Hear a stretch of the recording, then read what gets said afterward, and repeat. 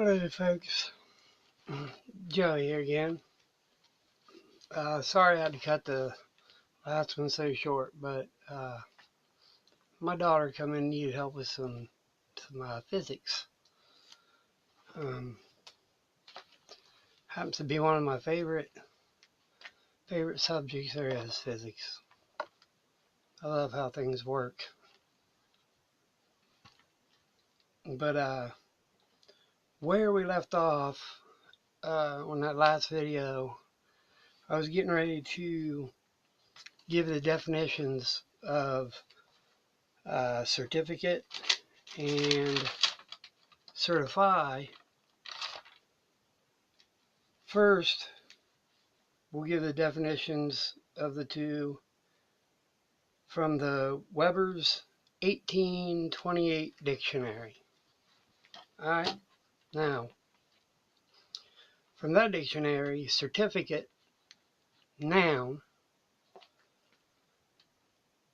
2, in a more particular sense, the written declaration under the hand or seal, or both,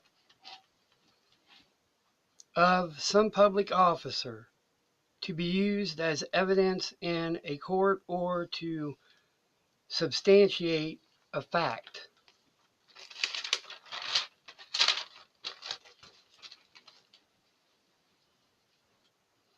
A certificate of this kind may be considered as given under the oath of office. 3. Noun. Trial by certificate is where the evidence of the person certifying is the only proper criterion of the point in dispute, as when the issue is whether a person was absent in the army. This is tried by the certificate of the marshal of the army and written under his seal. That makes sense. Now, from the same dictionary, the 1828 Weber's dictionary, certify. The definition of certify, the verb form of the word. So certified, or certify, verb 1, to testify to in writing, to make a declaration in writing under hand or hand and seal, to make known or establish a fact. 2. Verb, to give certain information to, apply to persons. We have sent and certified to King Ezra. I'm assuming that's an example. At any rate, 4. Verb, to give certain information of, applied to things. This is designed to certify those things that are confirmed of God's favor. It is as followed: by, of, after the person, and before the thing told.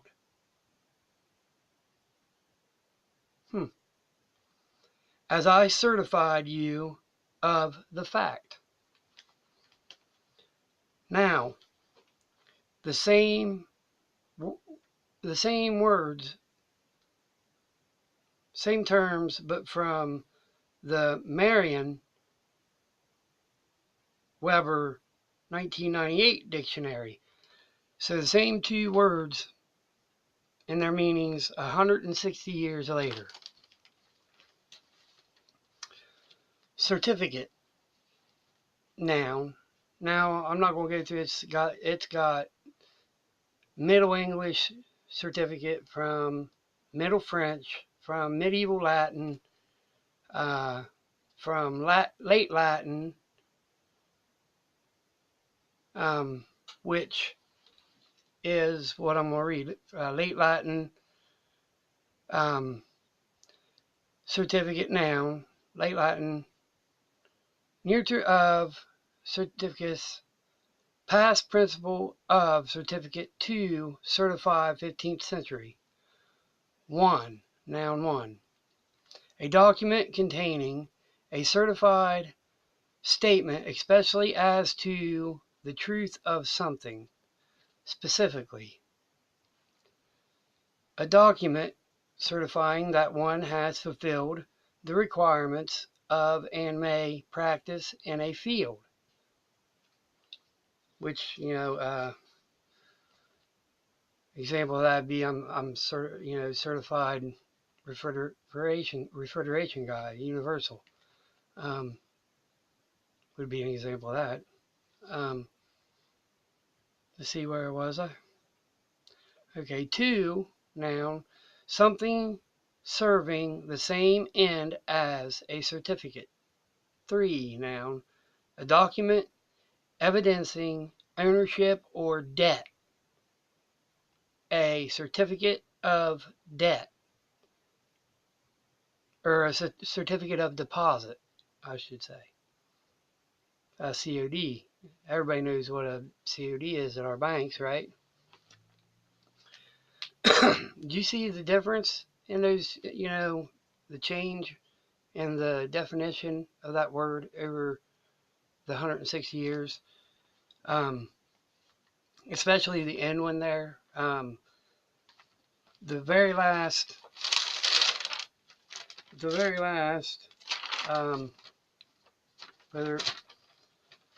here's the last noun version of certificate in the 1828.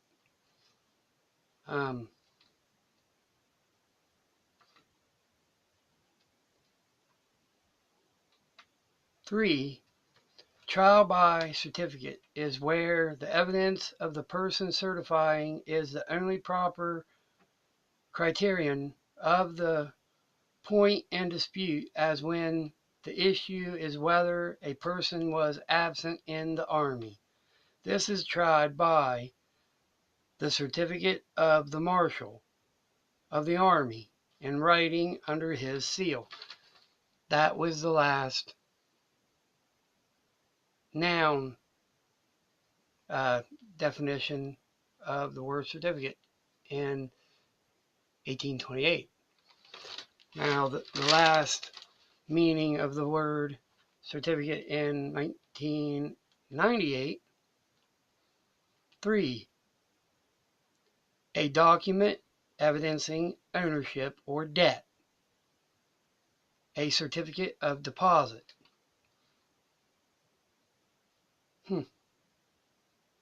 Things change, boy. Well, at any rate, certify, the verb form now, how it's changed throughout the years. Certify, transitive verb, inflected forms. More than certain, 14th century. 1, noun 1, or verb 1, to attest authoritatively as a, confirm. 2, present, to present informal communication. C, which would be 3, I suppose, to attest as being true, or as being represented, or as meeting a standard. D, verb, to attest officially to the insanity of. That's kind of funny, isn't it? To attest officially to the insanity of. I find that funnier now. 2, verb. So those other ones was 1, A through D. Now we're verb 2, to inform with certainty, assure. 3, to guarantee a personal check as to signature and amount by so indicating on the face. To certify is to testify to in writing, to make known, or establish as a fact. The word is not essential to certificate. State versus Schwinn 65, Wisconsin 2/13/1886. Must be something court they had, and it became known. That's what certify became known as. Now, I just wanted to show the difference in how history can change things. You understand? The folks in charge, the elites, the international bankers, whatever you want to call them, they're all we all have the same master, and it's them. I don't care how you look at it, but they can tweak and basically tell whatever kind of history they want, and that's what they do. That's all they've ever done, whatever fits their narrative and whatever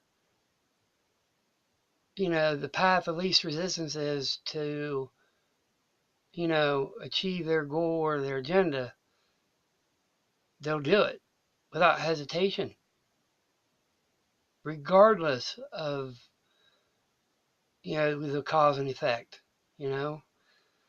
But anyway, by looking at the definitions and cite above, it's clear that a certificate is a document used by a public officer, i.e. the government, to substantiate a fact of legal privilege. In contrast to certify, as in a certified copy is to attest as to the truth in the manner of a confirmation by witness, signatures, and seals before Almighty God. So, basically, they basically remain the same in most contexts, except for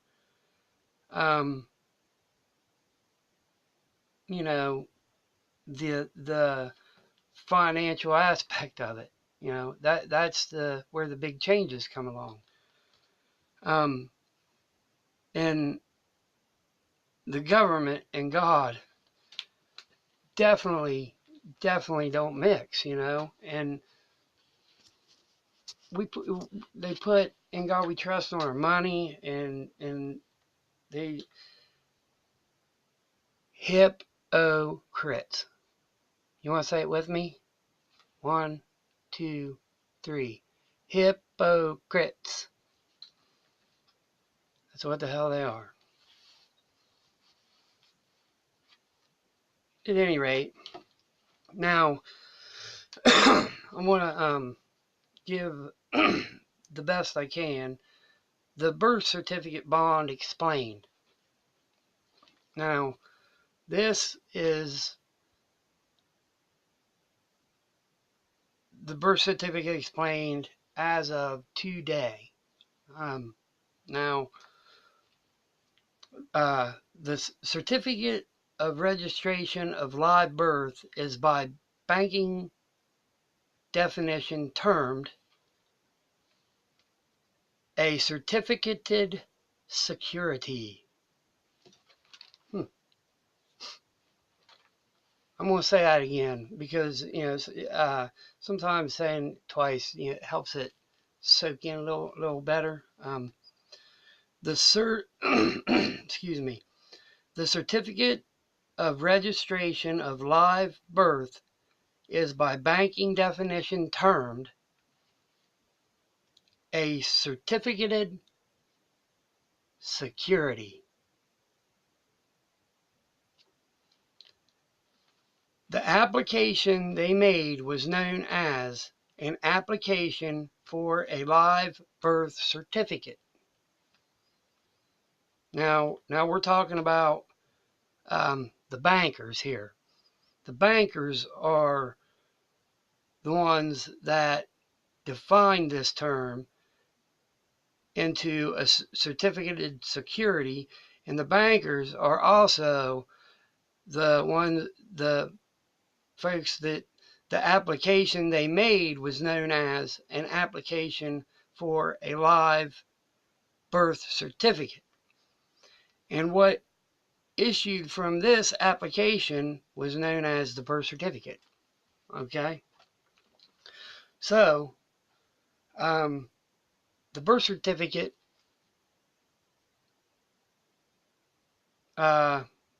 was defined and termed in applications made for which ended up issuing what's known as the birth certificate. So the banks made our birth certificates. And keep in mind, it's very important that you keep in mind that the birth certificate is a certified security. Okay? Because that certified security means that is a financial instrument. All right? Okay, now pay attention.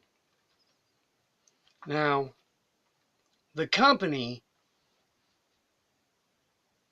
United States Corporation, kept the original application and gave your parents a copy of a birth certificate. All right? Now, there is no real gain, therefore no income, therefore no income tax.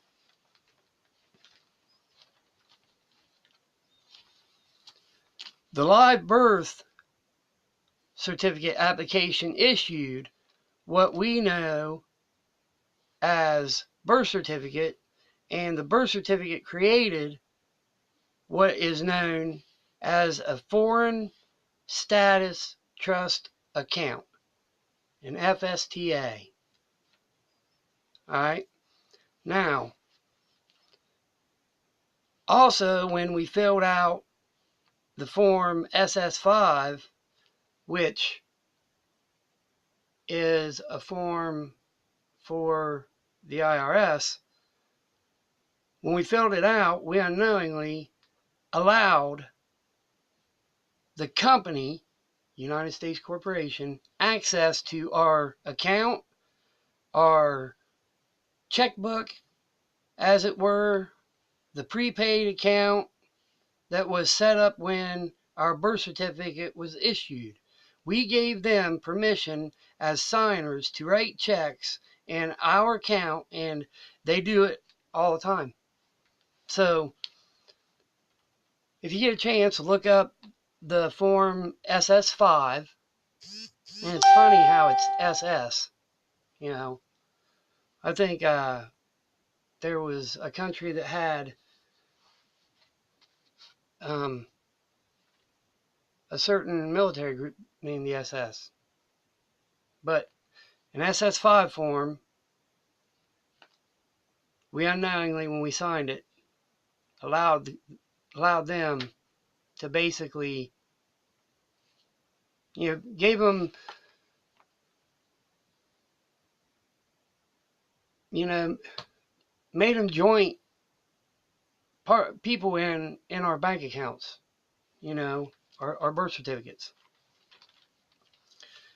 Now, keep in mind, this is the same account the bankers fractionalized and created huge, almost unlimited sums of money. And we became co-business partners with the company, United States Corporation, which in turn is the international bankers.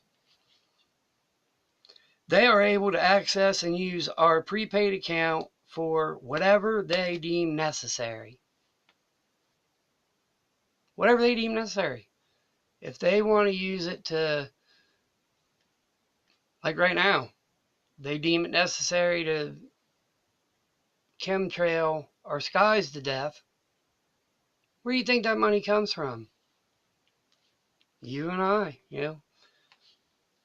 They deem it necessary, so they're going to use it. Plain and simple. It's fraudulent. I have many other words I'd like to say, but I'm trying really hard not to cuss like a damn dealer right now. So, at any rate, the company, United States Corporation, then took the application and pledged your future labor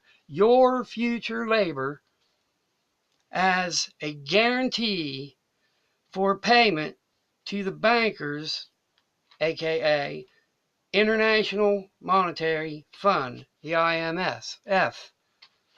Now, the International Monetary Fund is the top of the mountain. All right? That is where every dime that moves across the globe will end up there eventually. Now, the bankers gave the company a credit for your application against the amount that the company owed the bankers. Don't you find this messed up that not only did we unknowingly allow them to become, you know, a joint participant in our, you know, our account, but the fractionalized bankers, you know, create huge, unlimited sums of money, and we're their co-business partners, but they don't never tell us about they don't tell us about all that money they make, and we're their partner. Fraudulent liars. Anyway, where was I? Oh, the IMF. Okay, well, the company, the United States Corporation, then took the application and pledged our you and mine and everybody else's future labor as guarantee for payment to the bankers, aka International Monetary Fund, the IMF, who in turn, you know, gave the bonds, the birth certificates, turned them into securities anyway. Okay, now,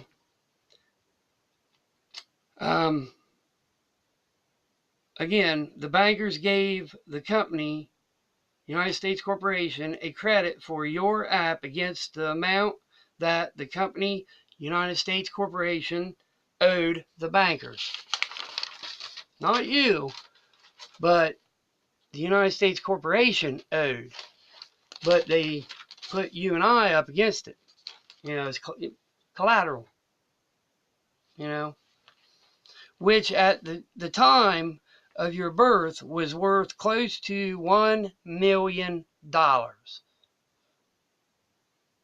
Okay, so Where was I? The bankers gave the company, the United States Corporation, credit for your application against the amount that the United States Corporation owed the bankers, which at the time of your birth was worth close to $1 million. This transaction is what is referred to as a money of account transaction. Okay? Again, money of account transaction. As no real money changed hands, it was accounting entry against the debt owed to the bankers by the company, United States Corporation. Big, big, big. Can you see it? I hope so. Because I'm trying to show you deception. Big ass deception. Now, this is basically the what I think is the meat of what I'm trying to give you a history on and make you understand why and how and who and when. And but anyway, now this deception, the bankers then took the mine and your application, which is our birth certificates, and used fractional banking lending, which, if you don't know anything about fractional banking is basically the fractional banking allows a bank, if I was a bank and I loaned, or if you was a bank and I was the Federal Reserve and I loaned you $10 billion, well, you could then turn around and lend out 10 times that amount. So, you'd be able to lend out $10 billion. If I loaned you $1 billion, you'd be able to loan out $10 billion, so on, so forth, on down the line. That's basically what fractional reserve banking is. Okay. The bankers then took your birth certificate and used fractional reserve or fractional banking lending. Your birth certificate is the proof that an application was submitted. Okay? The fact that you have a certified birth certificate is the proof that an application was submitted, and it is the application that is the real negotiable instrument. And the birth certificate proves there is a negotiable instrument being used in commerce and to borrow money. Okay? Now, I'm going to say it again because I want you to understand that when they took birth certificates and started fraudulently converting them into certificates of debt or whatnot, the bank they also started using at a certain time. I'm pretty certain it was right after the Great Depression. This fractional reserve bank come in. I already discussed in a previous video, but at any rate, when they started being used for fractional banking lending, your birth certificate became proof that an application for application meaning an application for a certified copy was submitted by somebody. Okay? And then the fact that the application, the birth certificate's proof that an application for that the certified birth certificate was submitted, and it is that in fact the application itself to gain that certified copy of your birth certificate, the application itself, that's the real negotiable instrument. Okay, negotiable instrument meaning it's a financial instrument. It holds money. Money's loaned, money's taken in, money. It's hard to tell how much you're worth, man. Billions, trillions. I mean, there's no limit, no limit. And the birth certificate proves there is a negotiable instrument being used in commerce to borrow money. So, in a nutshell, the application submitted for the birth certificate, okay, the birth certificate is proof that an application was submitted. Okay, now the application that was submitted is for the birth certificate is the proof that it's a negotiable instrument. Okay, and then back to the birth certificate itself proves there is in fact a negotiable instrument in your name being used in commerce to borrow money against your future ability to work off labor, work off debt. Now, I hope I didn't mess you up too much there. God knows that it can get confusing. And that's what they want. They want you so damn confused when it comes to this shit that you're running into walls and, bumping your head on street signs, and, they just, they want you dumb as you can possibly be on the subject. Fractional banking, if your birth certificate is worth $1 million, the bank can loan out as much as $9 million, thus makes your birth certificate worth $9 million. And up, up, up it goes. Get the picture? You picking up what I'm laying down? How to get your title back. Now, I'm going to save that for another video because I've gave the history on what it all means, and I don't know if I should make a video or not explaining step by step how to go about it. I'm probably going to, so that way if anybody wants to, go through the steps, they can.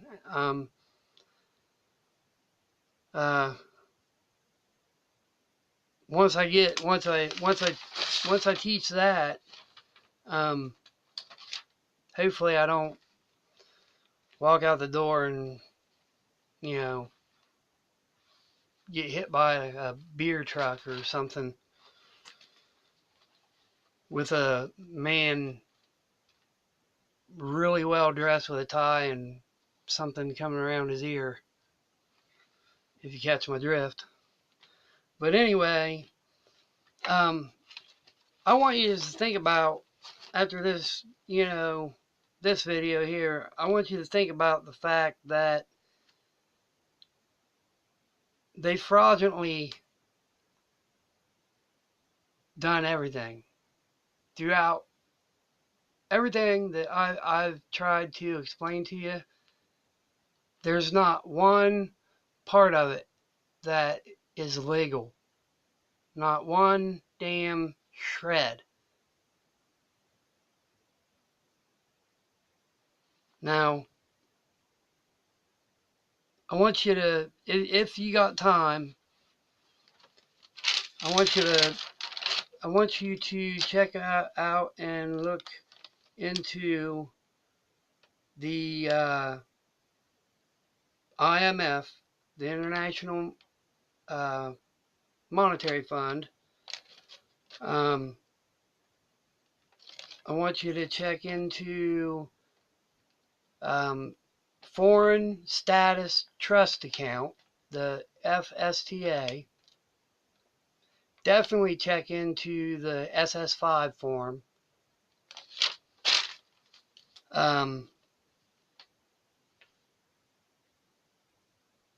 The money of account, okay? Check into that. Then I want you to look up the definition for negotiable instrument. All right? And food for thought. Why shouldn't we be angry? All of us. I mean, not just Americans, but this is happening around the globe.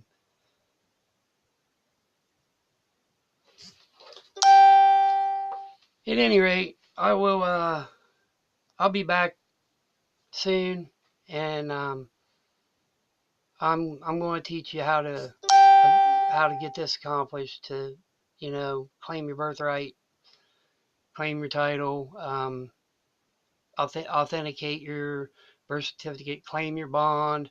There's all kinds of names for it. But at any rate, I'm going to be back, and I will teach you how to do it. As always, peace out.